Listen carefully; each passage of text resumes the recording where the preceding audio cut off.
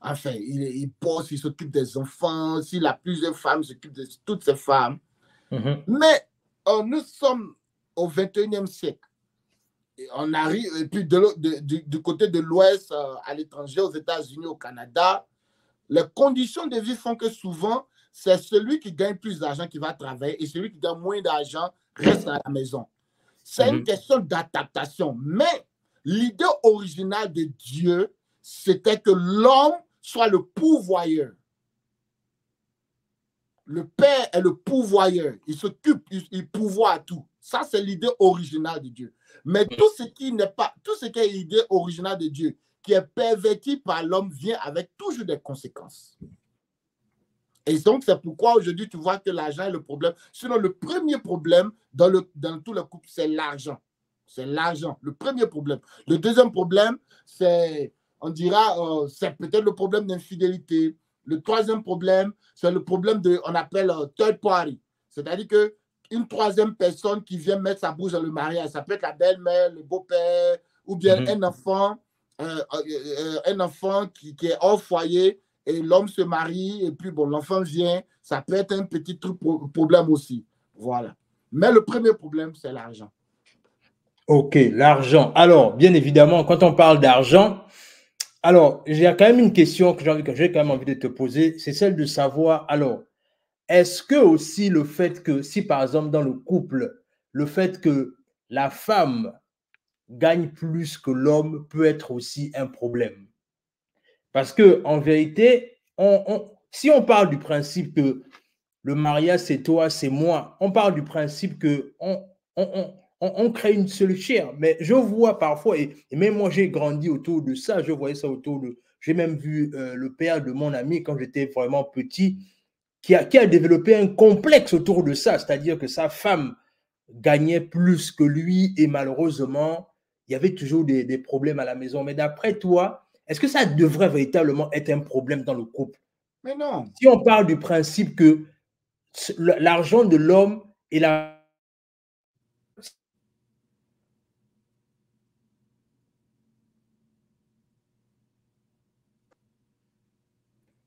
Je suis là. Ok, ok. Je disais, est-ce que ça devrait être un problème, le fait que la femme gagne plus que l'homme? Mais non, Warren. Mais non. Écoute, là aussi, c'est un peu le manque de maturité qui fait que c'est un problème.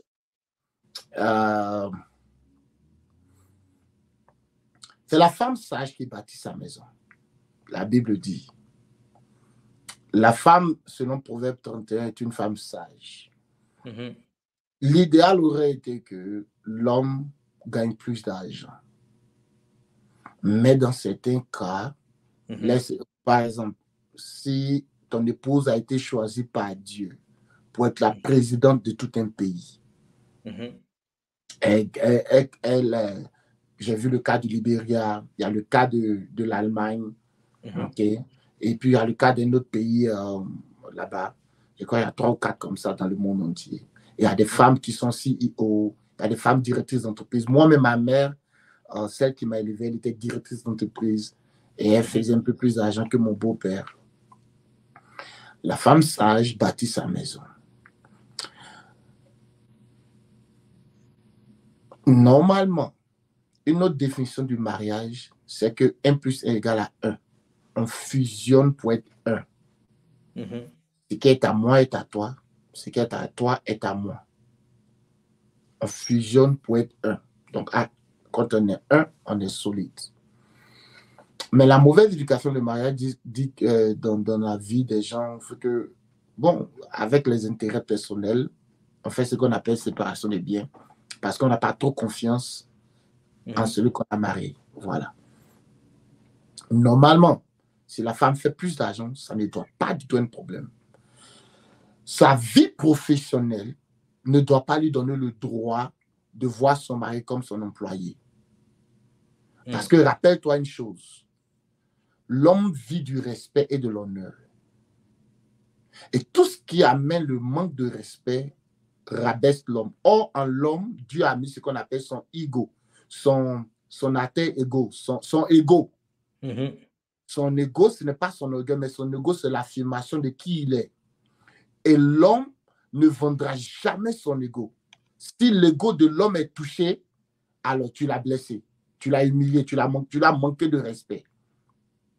Donc, la femme qui touche plus d'argent, qui va à manquer de respect, à parler mal à son époux, parce qu'elle fait plus d'argent et elle voit son époux comme en bas de lui, soit elle n'a pas la crainte de Dieu, soit elle n'a pas une bonne éducation, soit elle n'a pas d'intérêt à vouloir garder le mariage, soit elle n'a pas d'intérêt à vouloir protéger son mariage. Et quatrièmement, soit elle n'aime pas ses enfants. J'en ai vu, hein, j'en ai vu plein. J'en ai vu plein. J'en ai vu plein. OK? Et c'est un problème criard. J'en ai vu plein. Mais malheureusement, les gens n'ont pas une bonne éducation sur l'éthique du mariage. J'en ai vu plein. C'est malheureux. Voilà. Et donc, s'il y a des femmes qui nous écoutent ou bien qui vont nous écouter, si vous faites plus d'argent que votre époux, comprenez une chose, vous êtes venu en aide à un homme qui a une vision. Je connais des hommes pasteurs, des amis pasteurs qui n'ont pas assez d'argent, mais leur femme a beaucoup d'argent, mais elle soutient le ministère et les choses avancent. Ouais. OK? Je connais les femmes de directrices de société, puis le mari est policier. Mais j'ai vu aussi l'opposé, où la femme est pharmacienne, le monsieur est juste un instituteur d'État. Et c'est tout un problème. Où les enfants sont montés contre le père, il parle, il n'a rien, il est pauvre. Ce n'est pas beau. Parce qu'en ayant ce comportement, tu éduques mal ta fille. Ta fille va reproduire la même chose dans son foyer. Ouais. Voilà. Ouais. Waouh. Beaucoup de choses que vraiment aujourd'hui, tu nous enseignes ce soir. Alors, l'autre chose aussi, c'est que le constat que je fais dans la communauté, c'est que je ne sais pas comment, je vais essayer de bien illustrer ça pour que tu me comprennes mieux, c'est que au-delà du fait que les gens, il y a un grand déficit dans la communauté pour que les gens arrivent à se marier. C'est-à-dire, il y a un célibat qui ne s'explique pas dans la communauté. C'est-à-dire qu'on part du principe que si on veut bâtir le corps du Christ, c'est déjà important d'abord de régler le problème du mariage d'abord, parce qu'on sait que parfois ça peut bloquer beaucoup de vies. Mais dans ça aussi, on réalise que il y a un problème, il y a un manque d'organisation. Je ne sais pas si pour appeler ça manque d'organisation ou bien le fait que peut-être le frère, lui, il a une vision de la sœur, que la sœur aussi n'a pas la même vision que lui. Alors, qu'est-ce qui peut expliquer le célibat au sein de l'Église aujourd'hui? Qu'est-ce qui ne va pas? C'est un problème, que ce soit dans l'Église ou oui, bien évidemment. C'est un problème général. Alors, étant pasteur, le premier problème que j'ai observé, Warren, c'est une nouvelle tendance dans la culture, dans le développement humain, quand on appelle l'émancipation. À l'époque, nos mamans, elles restaient au foyer, nos papas étaient des combattants. Ils partaient au front, ils partaient gagner la nourriture. Donc, la maman était au foyer. Et elle s'occupait des enfants, il envoyait son salaire. Et puis bon, il y avait la paix. Souvent, il y avait des pères qui donnaient le salaire à la femme. Et puis la femme gérait. Vraiment, la maison était posée. Alors, pendant la Première Guerre mondiale, la Deuxième Guerre mondiale, jusque-là, les femmes étaient toujours au foyer. Alors, à la Deuxième Guerre mondiale, tous les hommes étaient au front. Les États-Unis se sont investis dans la guerre. Les hommes étaient enrôlés pour aller en Allemagne au front et voilà. Donc, pendant ce temps, les compagnies d'armerie qui fabriquaient les bombes, les munitions, les armes, avaient besoin de main-d'œuvre. Donc, on s'est dit qu'il fallait qu'on emploie les femmes.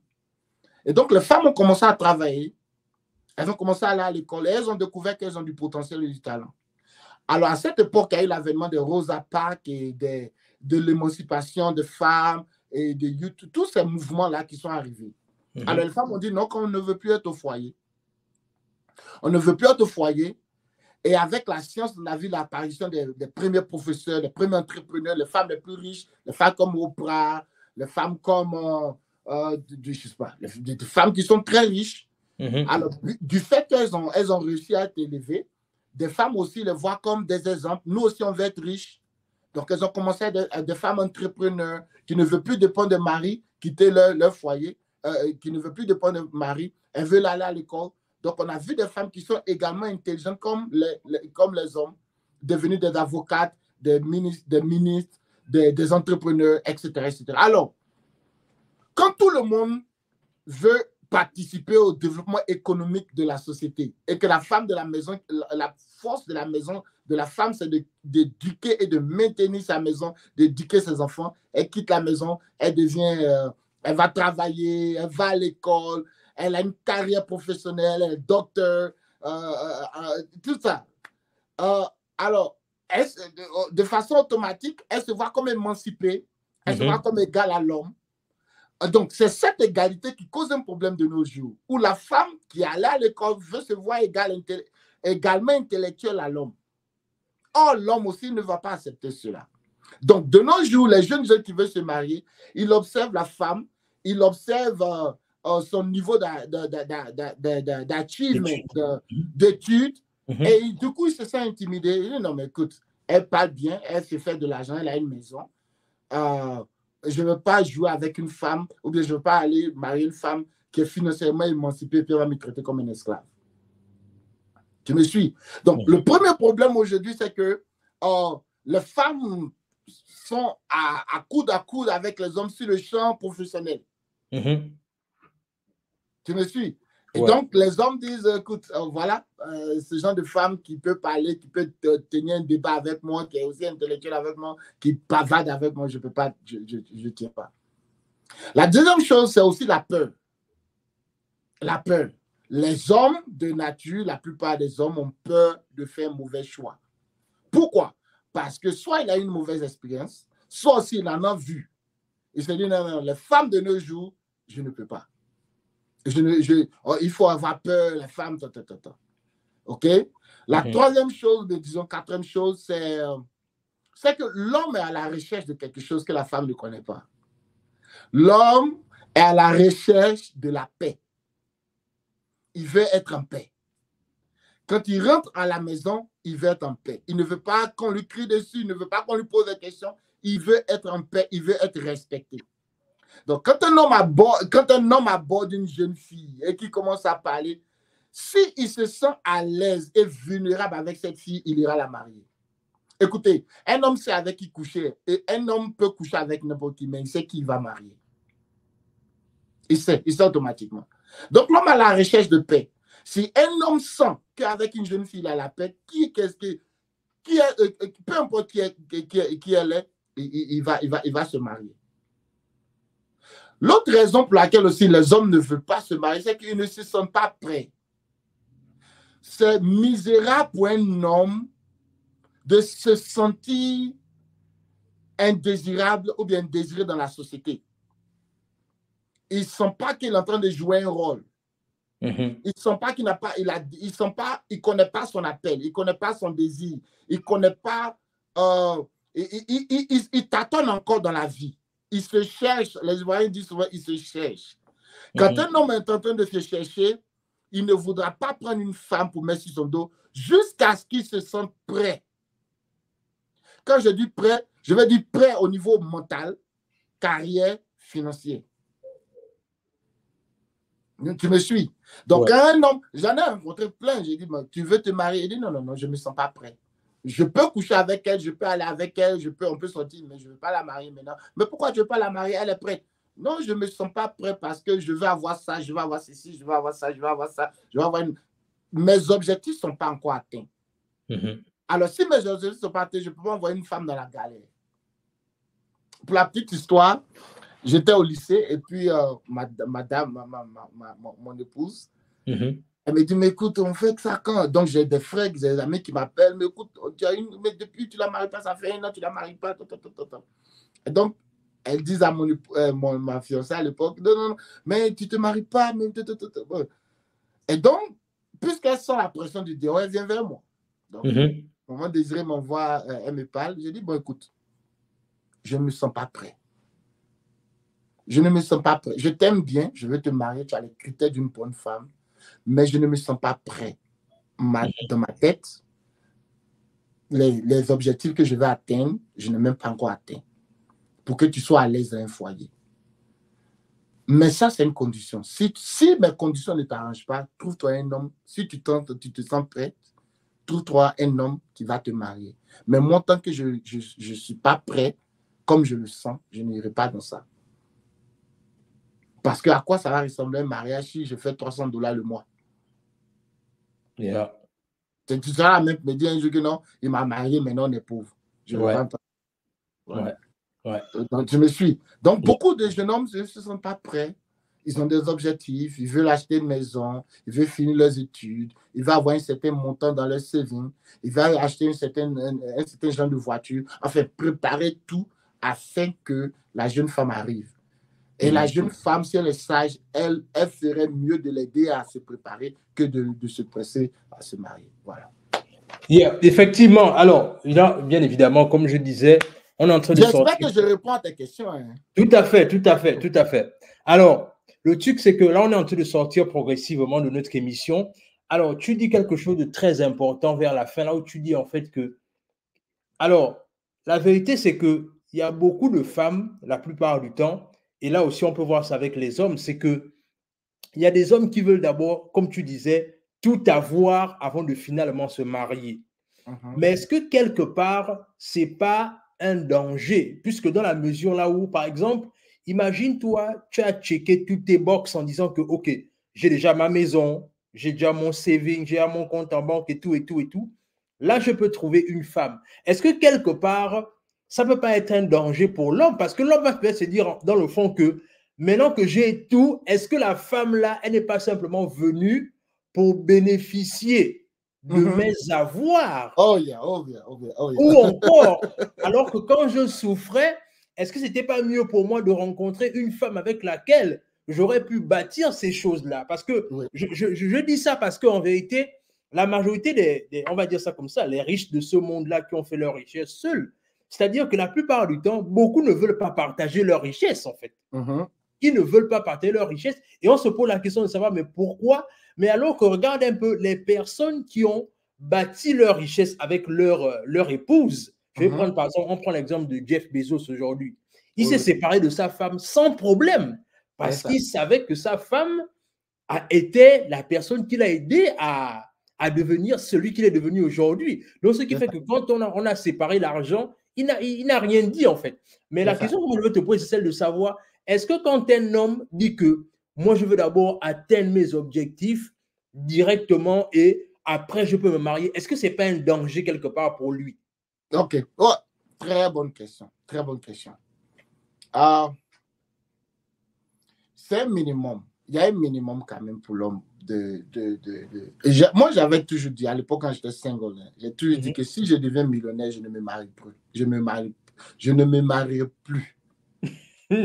À moins que celle que je veux marier soit millionnaire. Parce que je ne veux pas te marier, puis tu vas venir dans le beurre, alors que j'ai souffert. On souffre ensemble et qu'on fait des millions, c'est pour nous deux. Mais si j'ai fini de travailler, bosser comme un âne, et puis j'ai les millions, puis tu viens dedans, non. Soit tu as tes millions, et puis, voilà, c'était ma pensée, mais c'était une pensée mondaine. Ce n'était pas une bonne pensée. Pourquoi? Parce que quand on est marié, c'est que pour moi et pour ma femme. Ça, c'est technique. J'ai vu hier dans une émission de mariage où un acteur, avant de se marier, les acteurs de nos jours, avant de se marier, signent un papier, un contrat. Un contrat nuptial. Contrat nuptial pour dire, bon, quand on se marie, c'est bien, mais quand on va divorcer, si on a des enfants, je peux te donner ça, Tout ce que j'ai eu d'abord, avant le mariage, tu n'auras rien de cela. Voilà. Ça, ce sont des choses mondaines.